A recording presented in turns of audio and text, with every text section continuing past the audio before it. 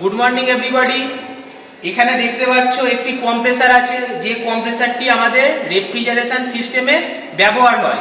এই কম্প্রেসারের যে common terminal, starting terminal আর running terminal আছে, যদি কম্প্রেসারের মধ্যে কোনো জায়গায় মার্কিং না থাকে তাহলে আমরা কিভাবে সেটি আইডেন্টিফাই করব সেটি আজকে জানব। এই জানার জন্য আমরা নিয়েছি দেখো একটি ডিজিটাল টাইম মাল্টিমিটার, অর্থাৎ এই যে মাল্টিমিটারটি আমরা দেখতে পাচ্ছি, এই মাল্টিমিটারটি হচ্ছে ডিজিটাল টাইম মাল্টিমিটার। এই ডিজিটাল টাইম মাল্টিমিটারে আমরা রেজিস্ট্যান্সের জায়গায় কি করব, মিটারটিকে সেট করব এবং রেজিস্ট্যান্সের কমা বাড়া ওপর ডিপেন্ড করে আমরা ডিসাইড করব যে এখানে কোনটি কমন টার্মিনাল, কোনটি স্টার্টিং টার্মিনাল আর কোনটি রানিং টার্মিনাল।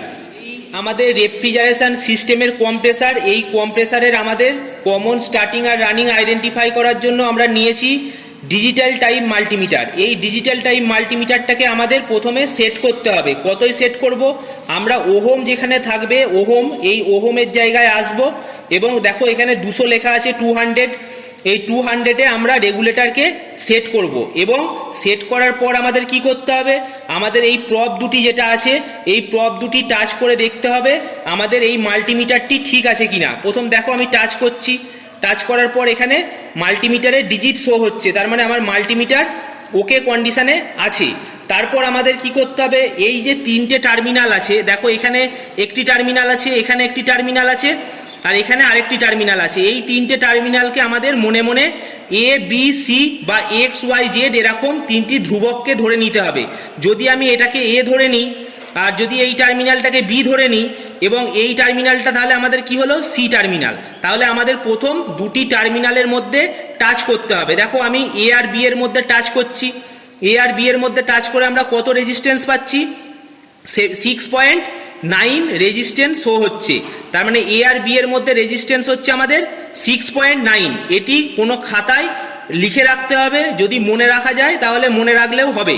তারপর আমরা কি করব, তারপরে আমরা এই যে পরবর্তী যে দুটো টার্মিনাল আছে, বি টার্মিনাল আর সি টার্মিনাল, এই দুটি টার্মিনালের মধ্যে আমরা টাচ করব। টাচ করলাম, এর রেজিস্ট্যান্স একটা শো হবে। দেখো এর রেজিস্ট্যান্স কত শো হচ্ছে, 8.8 রেজিস্ট্যান্স বা 8 পয়েন্ট কমে 8.7 রেজিস্ট্যান্স শো হচ্ছে। ঠিক আছে, এরপর আমাদের কি করতে হবে, এ আর সি এর মধ্যে আমাদের টাচ করতে হবে। এ আর সি এর মধ্যে টাচ করো, দেখো কত রেজিস্ট্যান্স শো হচ্ছে, 3.1, দেখো হ্যাঁ 3.0 শো হচ্ছে। এবার দেখো 3.0, তার মানে কি হলো, আমাদের সর্বোচ্চ রেজিস্ট্যান্স কোন দুটি টার্মিনালের মধ্যে পেলাম, সর্বোচ্চ রেজিস্ট্যান্স পেলাম এই বি আর সি টার্মিনালের মধ্যে। দেখো রেজিস্ট্যান্স কত আছে, 8.7 রেজিস্ট্যান্স আছে। তার মানে কি, যে দুটি টার্মিনালের মধ্যে সর্বোচ্চ রেজিস্ট্যান্স পাবো তার অপোজিট টার্মিনাল হবে কমন টার্মিনাল। তার মানে এই দুটির অপোজিট টার্মিনাল কোনটা আছে, এটি আছে। তার মানে এই টার্মিনালটা হচ্ছে আমাদের, ঠিক এই টার্মিনালটা হলো আমাদের কমন টার্মিনাল। কারণ কি, এর অপোজিট বি আর সি টার্মিনালের মধ্যে রেজিস্ট্যান্স হলো 8.7, যেটা এই তিনটে টার্মিনালের মধ্যে সর্বোচ্চ রেজিস্ট্যান্স।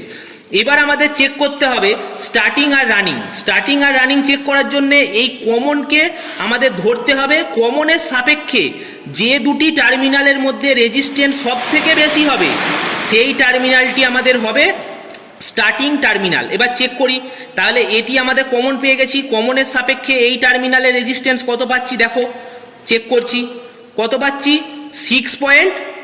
ওয়েট করো, দেখো শেষ পর্যন্ত কত দাঁড়ায়, 6.9 বা 6.8 রেজিস্ট্যান্স শো হচ্ছে। আচ্ছা, এরপরে দেখব এই কমনের সাপেক্ষে এই টার্মিনালটা রেজিস্ট্যান্স কত, এই টার্মিনালটা রেজিস্ট্যান্স কত শো হচ্ছে, দেখো 3.0 রেজিস্ট্যান্স শো হচ্ছে। তার মানে এটার থেকে এটা, এই দুটোর মধ্যে বেশি রেজিস্ট্যান্স পেলাম না এই দুটোর মধ্যে বেশি রেজিস্ট্যান্স পেলাম এই দুটোর মধ্যে। তার মানে এটা আমার হয়ে গেছে কমন। তাহলে এই টার্মিনালটা হয়ে যাবে আমার স্টার্টিং টার্মিনাল।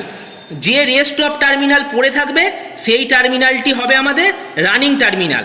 তার মানে এই টার্মিনালটি হলো আমাদের রানিং টার্মিনাল আর এই টার্মিনালটি হলো আমাদের স্টার্টিং টার্মিনাল। আমরা জানলাম যে রেফ্রিজারেশন সিস্টেমে ব্যবহৃত হয় যে কম্প্রেসার, সেই কম্প্রেসারের স্টার্টিং, রানিং আর কমন টার্মিনাল ডিজিটাল টাইম মাল্টিমিটারের দ্বারা আমরা কি করে টেস্ট করব। Thank you.